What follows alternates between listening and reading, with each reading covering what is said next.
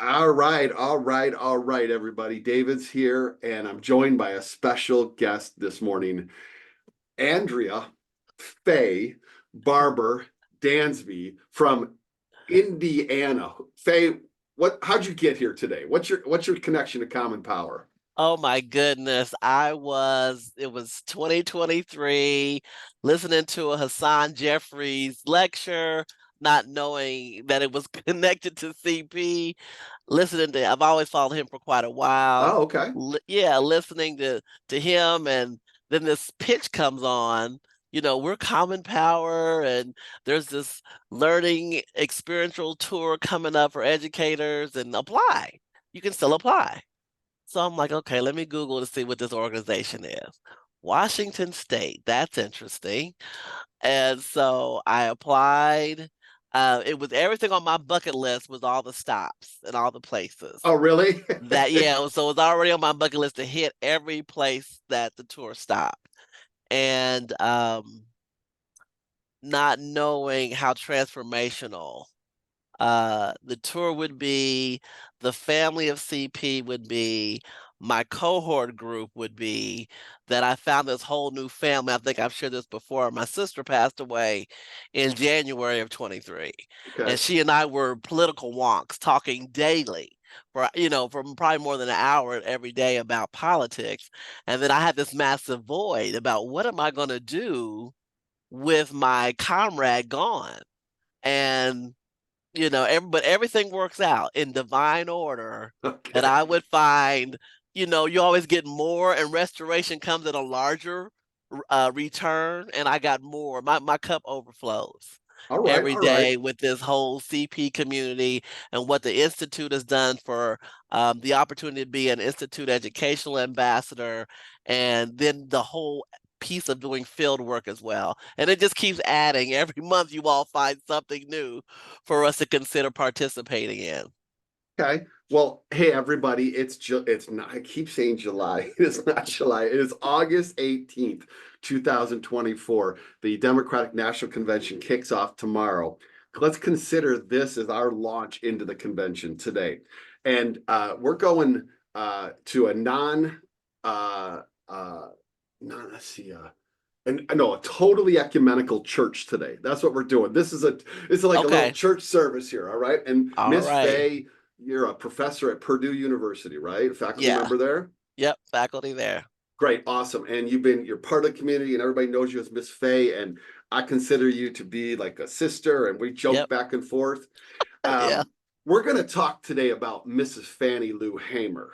Okay, Mrs. Fannie Lou Hamer is an icon, a legend, an American hero, shiro, and she has enormous relevance to the convention that we're going to talk about, the Democratic Convention, because it was 60 years ago that she gave one of the most important public speeches in American history.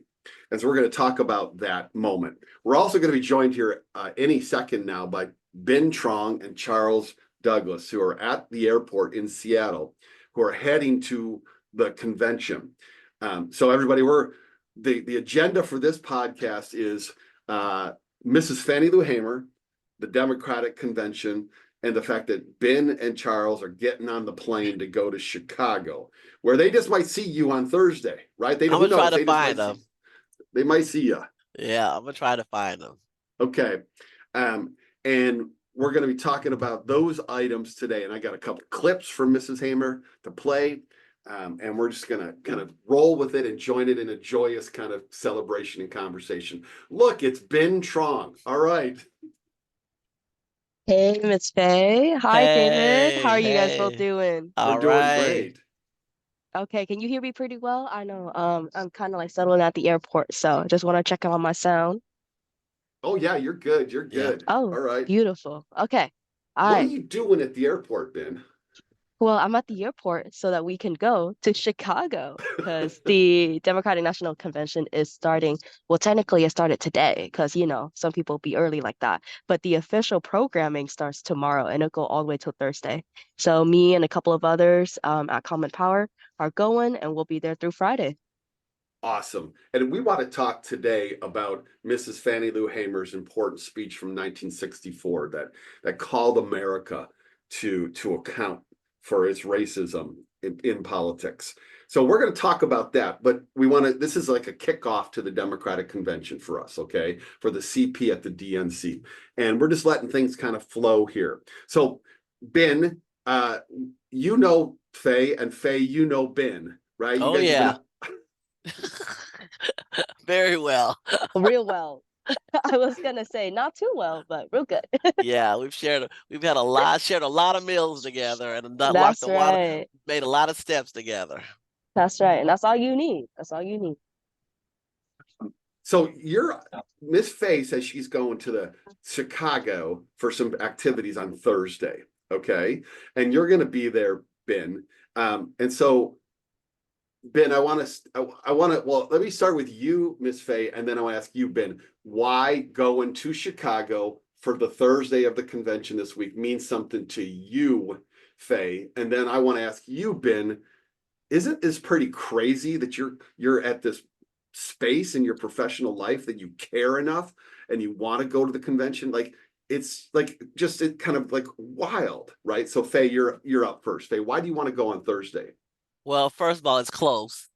So it's only about 3 hours from me. So it's no excuse for me. And I kept saying I wasn't going because of just the logistics and the cost. But there's another organization called Higher Heights that wants as many Black women up there as possible. So they're having a whole nother venue just a couple of blocks away to say, just make your way up here. There'll be parking around, but you don't want to miss this moment. And I just couldn't. Once they published everything, and I wasn't on a wait list, I said, well, now I'm gonna have to find a place to stay and make it work. And then understanding that connection that I know you're gonna get into, Charles. I mean, sorry, It's okay. David. I'm done, David.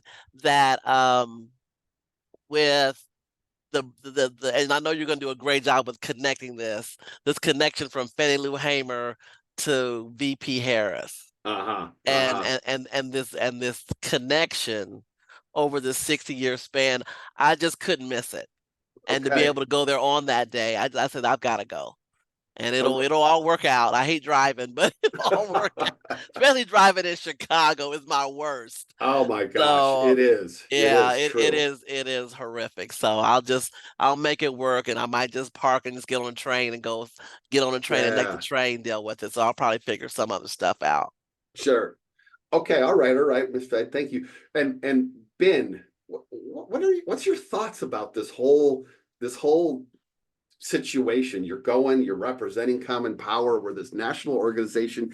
You're a key person in this organization. You're going to the DNC. We're nominating Kamala Harris. I mean, come on. I mean, it's okay. So first of all, let me just say that, Miss Faye, when you said that like 3 hours is like no excuse for you, I'm like truly a testament to my city girl upbringing. 3 hours is like you would drive 3 hours. Oh my gosh. I don't think I can even drive 30 minutes. So that's really cool. That's really cool. The other thing here is that I don't think I've ever imagined myself at the DNC ever. Even like while I was at Common Power, you know, I was just like a convention full of party politics, people coming together to talk about what? Talk about what, you know? And do what? Is it just talking? I feel like if I'm doing the work, then I don't need to be there doing the talking, right? And so I think that to be able to have this opportunity to go, not necessarily to the convention, but to be a part of this moment in history, that feels very different, right? Like if this was just like another convention in another year or whatever, or if I was like more invested in politics as a career, I might have felt differently. But really, like this is remarkable because one, the candidate, Miss Kamala Harris, like all that she represents, all that she could be, and like what could get done under her administration is huge. But the other thing too is that, like, to your point, David, where you were talking about at this point in my professional career, you know, so like the thoughts that I've had when Trump was in office is that like, damn, I'm gonna have a really hard time being a professional in public service under Donald Trump. And the thought of it being that way again, right, is like part of the reason why I joined Common Power. But the excitement of entering public service and being able to like learn governance under a government that actually tries to care and actually makes policy that will do well, or like pass policies that people have been talking about for years and decades, right? That's exciting. That's something that I would be like, oh, okay, the trajectory of what I would want to do in my life, in my career just went up. Like there's much more hope now in addressing all of these other things, simply because of the government that we have in place. So I'm coming at it from that as well. Wow. Wow. That's so rich, Ben. Thank you. And this point about this moment in history and wanting to be there, a witness, a presence, like the honor to be there, right? I totally get that. I mean, two of the top three, two of the top four, like non-personal moments in my life, like they not counting non-family category, is going to Barack Obama's kickoff speech in 2007 in Illinois and going to Kamala Harris's kickoff speech in 2019 in Oakland.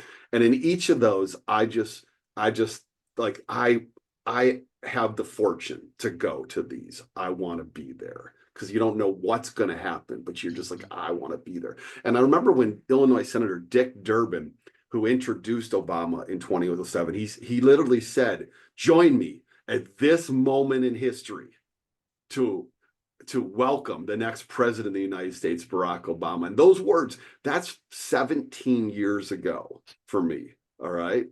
Wow. So I couldn't be more excited. Like I woke up and the adrenaline was pumping today. All right. I couldn't be more excited because of the convention and because my colleagues, the people I work with at CP are going to be there. Ben, you and Executive Director Charles and Larcy, right? You got Larcy. You just got Larcy, or she's still coming? She's coming in a couple days. Okay. Okay. My bad. Yep. Yeah, she's coming in a couple of days. She just got back from another convention in Detroit. So we just happened to cross paths at the airport, which is super great timing. But yeah, she'll spend some days at home and fly back right back out to Chicago. Okay. And then Dr. Terry Ann Scott and Wole Akinlasotu and Puya Suri. I mean, we bought tickets at like the lowest price point to enter the convention. You don't even have seats, if I recall correctly. Like you have no guaranteed seats. But if I know you all, you're going to be in the front row. All right. I know you guys, you'll figure it out somehow. But we're going to be doing 4 days of this. And also, I just feel the gravitas of the entire moment, like the entire friggin' moment. And so I want to segue to Miss Fannie Lou Hamer, because part of the reason that I feel all of this deep meaning that I feel around this is because I understand there's an arc to the fight for justice, and that we at Common Power live in that arc. We do. And we have to do our part in that arc. And Miss Faye, the time that I've been able to spend with you and the other educators, like that just gives us such rich senses around every moment today, because we understand what it's taken to get to today. All right.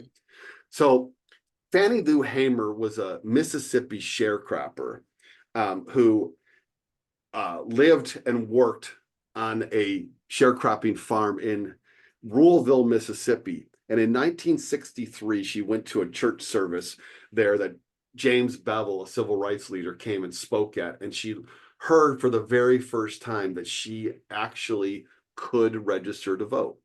She had no idea of that. And at the end of the church service, James Bevel asked people who would like to register to vote.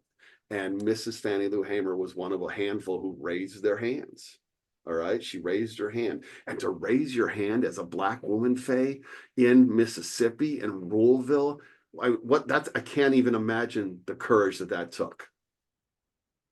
I am, and that's why she's my probably almost number one shero, because I think you have to think of what had life been for her up until that moment. Uh-huh. And so you look at all that she's probably endured, and the levels of disrespect she's probably endured.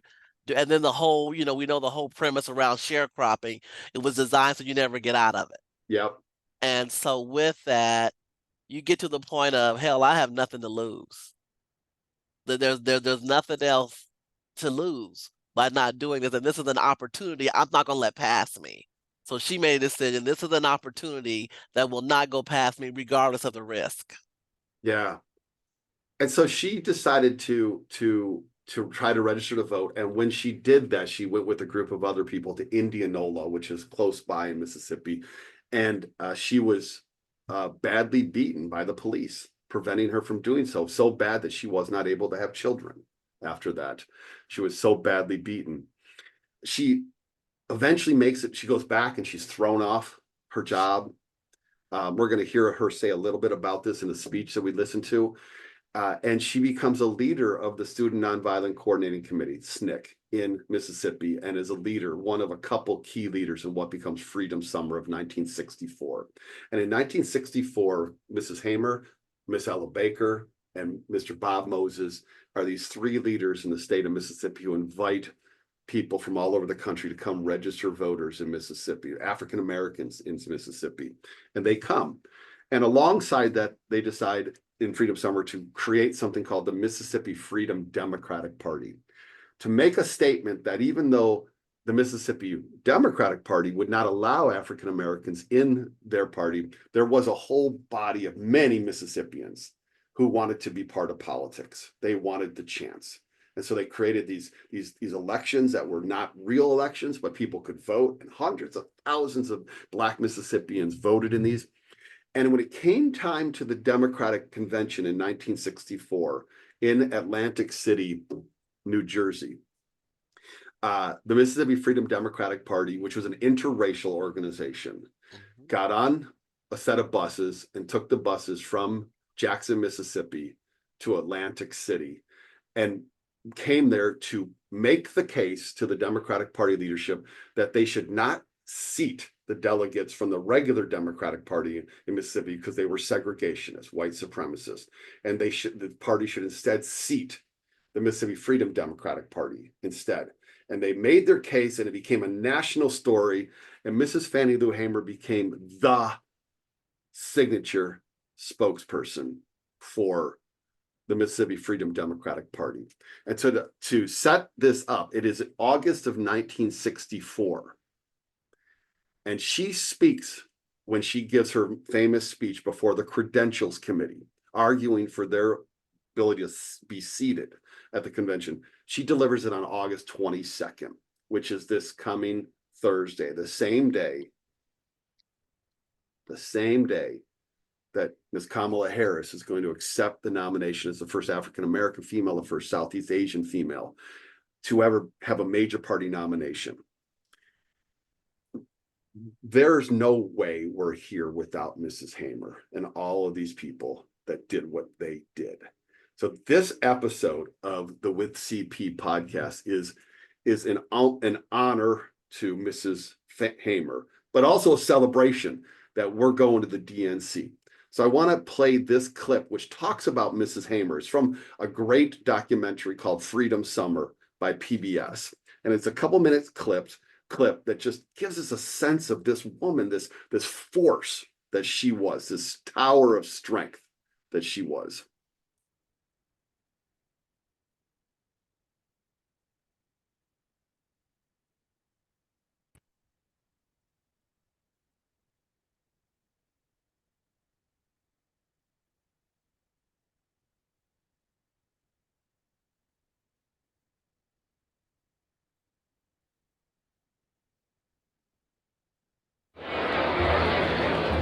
The testimony before the Credentials Committee, the FDP had a lineup of very different people. They had Rita Schwerner, the widow of Mickey, who had been killed in Neshoba County. They had Martin Luther King. Everybody knew King. The seating of the delegation from the Mississippi Freedom Democratic Party has political and moral significance far beyond the borders of Mississippi or the halls of this convention. But the highlight of the testimony was that of Fannie Lou Hamer. The sharecropper who had been evicted from her plantation had come to symbolize the Mississippi movement. Mr. Chairman, and to the Credentials Committee. It was the 31st of August in 1962 that 18 of us traveled 26 miles to the county courthouse in Indianola to try to register to become first-class citizens. We was met in Indianola by policemen. The president, Lyndon Johnson, he's not afraid of Martin Luther King's testimony. He's afraid of Fannie Lou Hamer's testimony. And so he decides that the country should not see her testify live. Johnson is in the White House, and he convened an impromptu press conference. We will return to this scene in Atlantic City, but now we switch to the White House and NBC's Robert Goralski. Now, ladies and gentlemen, the President of the United States. On this day, 9 months ago. He did it knowing that they would break away, thinking he might announce who his choice of vice president was going to be. Instead, he gets up there and he announces, get this, he announces that it's 9 months to the day since Governor Connolly, who was there, was shot along with President Kennedy. So he announced a 9-month anniversary. Everybody's scratching their heads. Thank you very much. And then he leaves. And by that time, Fannie Lou Hamer's testimony was over. However, it backfired on Johnson because it became a story that she had been taken off television, and in the news that night and for days afterwards, they replayed her testimony. I was carried to the county jail and put in the booking room. They left some of the people in the booking room and began to place us in cells. She had Mississippi in her bones. Martin Luther King or the SNCC field secretaries, they couldn't do what Fannie Lou Hamer did. They couldn't be a sharecropper and express what it meant, right? And that's what Fannie Lou Hamer did. And it wasn't too long before 3 white men came to my cell. One of these men was a state highway patrol. He said, "We're going to make you wish you was dead." That's the end of that little preview clip for that experience, for that movie, that documentary. I'm likely at the end of our episode today to play a shortened version of her whole speech. She builds to an incredible crescendo that is calls to us across time. But I got to tell you, I'm choked up.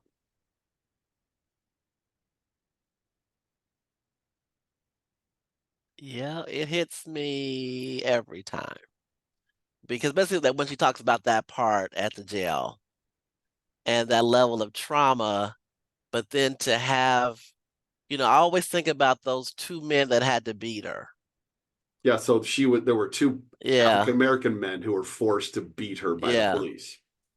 And their trauma for the rest of their life. To have to do that, to decide, are we all 3 gonna get killed right now if we don't do this? And then I have no words almost for that level of trauma.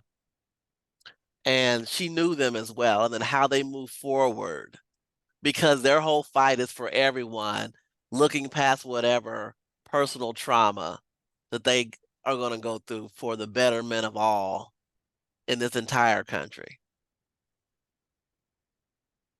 And the sacrifice.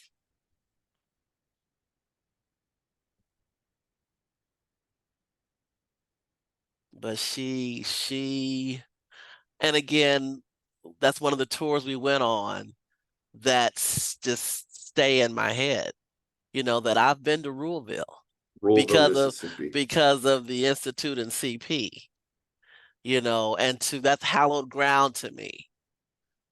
Every step we took there, and you can still feel Mississippi. That Mississippi then is not a lot different than this Mississippi today, and you can feel it. But there's the people there that are unrelenting, though. Yeah, I have, and they're fighting. I've never seen a group of people with so much grit, and I'm going back to Mississippi. I'm going back. Yeah.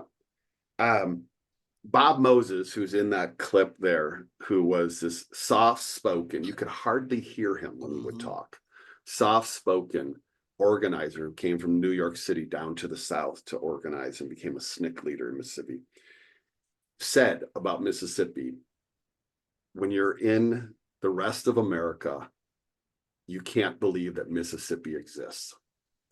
And when you're in Mississippi, you can't believe that the rest of America exists. Because it was so violent, so racist, famously called a closed society, a closed society. People there grew up there, lived there, made you stay there. The rules were special and terrible. And to think of her coming to the Atlantic City Democratic National Convention, which was big media stuff back then, okay, for the day. Like today, it's off the chain in terms of the amount of media attention to every one of these conventions. But then, you know, there were just 3 major networks and all the newspapers. It consumed everything. And for her, like the class divide between what she had experienced in Mississippi and her levels of education, 8th grade education, for her to come and to hold her space and to make the case in front of all of these people it's an act of, really, courage doesn't really capture it. It's an act of steely strength that is profound. But I think when you carry a community of people, and basically you're carrying the whole nation on your shoulders to try to move it to a better place and to challenge it for what it is and what it needs to be. And then you always wonder, with so many situations prior to, because they had lost Medgar Evers. Yep. And did that push them even more? Because to me, every situation pushes you to fight harder. And was that the another catalyst there to say to her to raise her hand and say, I'm going to register to vote? And then for the party to form and the party to say, because Mississippi to Atlantic City is a long bus ride. Yeah. With a lot of obstacles that could have happened between Mississippi them getting and off New the Jersey. bus, right? Them getting off the bus every single place. Yeah. And so I know there's always divine protection in all this as well. But to but it's just a strength that goes beyond the human capacity of us. There's a spiritual peace she has within herself, and that embodies her, that it made no difference who she was going to run into in Atlantic City. She was there on a mission, and the mission was going to be accomplished. And then for the press to say, we're going to keep showing this, because that's how much it hit their soul. Now, I don't know, with this conglomerate of media we have today, would they have done that? After the president obviously didn't want it to be done, with such a consolidation of the press ownership now. I don't know. Well, and let's take this story all the way to conclusion, and this is going to come to you, Ben. She gives this speech. All of these people speak on behalf of the Mississippi Freedom Democratic Party. And then Lyndon Johnson and the powers that be screw them over. They completely undercut them. They refused to do what they said they would do. And eventually they offered 2 seats to the Mississippi Freedom Democratic Party, 2 seats. And Mrs. Hamer and Bob Moses and the whole group of people debate it and discuss it. Should we take this? Should we take this? 2 seats. And Martin Luther King Jr. speaks in their closed conversations and makes the case, we should take this. We should take this because it's progress. All right. And I don't think he's crazy, but he's about the biggest voice that could be there. And he says we should take that. And Mrs. Hamer says, we didn't come all this way for 2 seats. And so they decline. They don't do it. And they leave. They never get seated. They do not get seated. So they quote unquote fail. Okay. They do not get what they came for. All right. But yet they changed the country. They changed the world. And so we have a saying, Ben, you and Charles and others in fieldwork, that we're not just here for this election, we're here for all the elections, right? And so we have to look past the moment always here. We can love it and embrace it and seize it and take it for everything it's worth today. And we also have to say we're here tomorrow, right? So what's your kind of, Ben, your thoughts on that? I think it's I'm reminded about like the position that common power plays in all of this, you know? Because like every time that we go out and we look for partners, we make partnerships and we build those relationships, we're reminded of this beautiful ecosystem that it takes to like move anything, like move a needle, like move a movement, anything like that. And it demands different voices that are not coherent or even at times in agreement, right? Yeah. Like that's what it takes. Like it takes people that are saying that any progress is good progress and we're going to take it. And it also takes people that are like, that's not what we came for and we're going to demand more. And guess what? That worked, right? They showed that what the Mississippi, oh man, I'm getting the name wrong, but like the Mississippi Freedom Democratic Party, right? That's right. Is that the right order? MFDP. The right order? Yep. Okay, there you go. Perfect. What they showed is that it could be done, right? Like it could be done. They may have failed in their goal, but they showed that it could be done. And I think that was way more powerful than anything else. Because then the people after them could be like, the powers could be moved. They were scared. They didn't want her to be shown.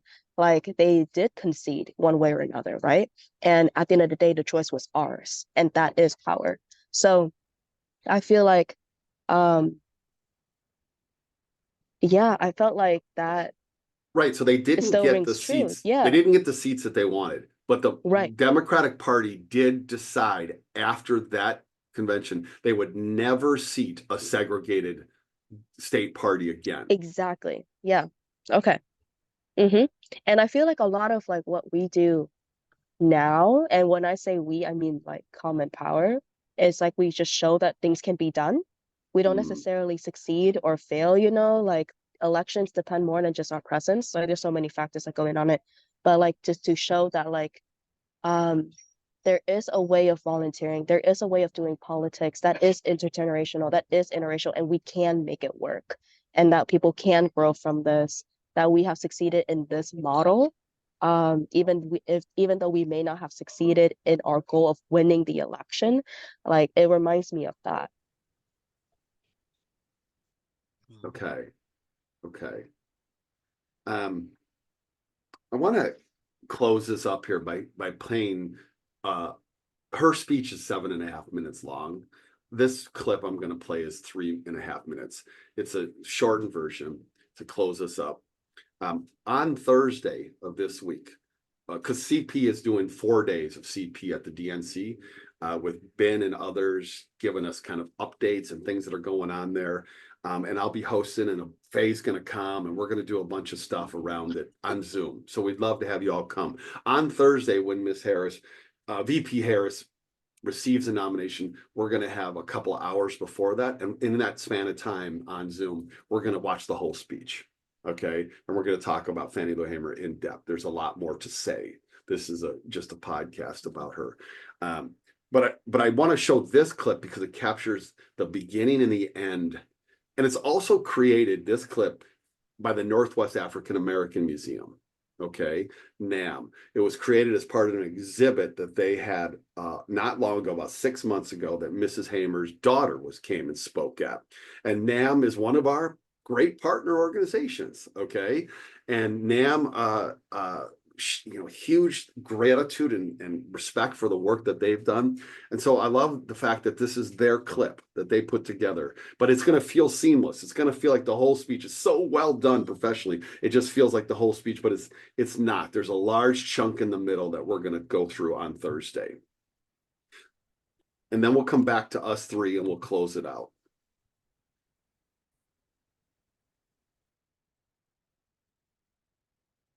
Mr. Chairman, and to the Credentials Committee, my name is Mrs. Fannie Lou Hamer, and I live at 626 East Lafayette Street, Rooseville, Mississippi. Sunflower County, the home of Senator James O. Eastland and Senator Stennis.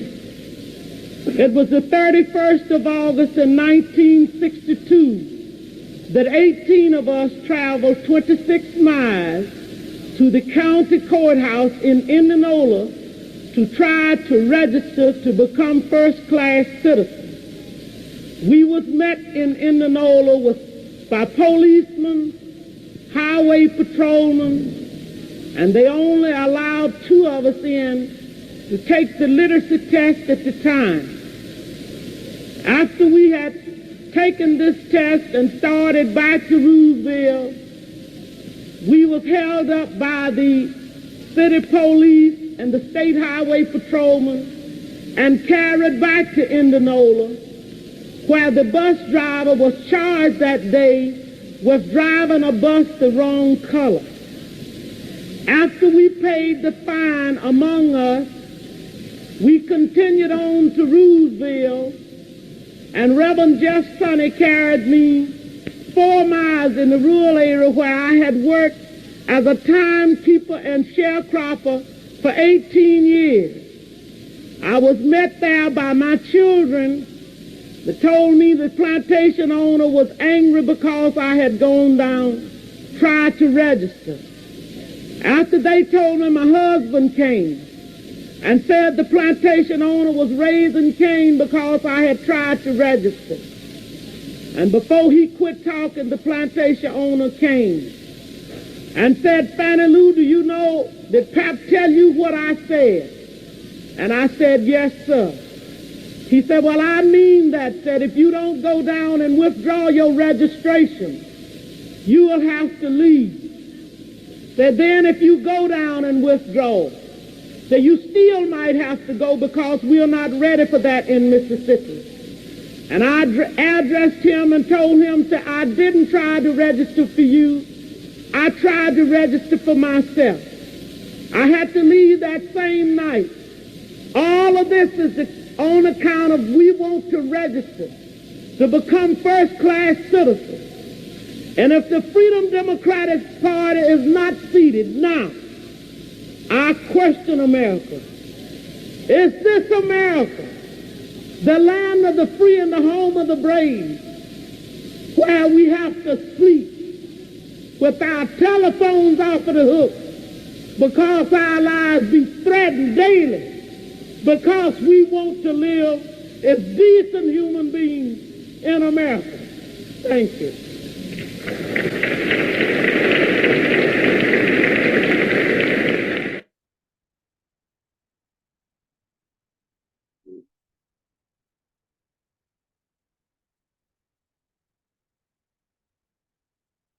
Folks, we've arrived at another moment in history.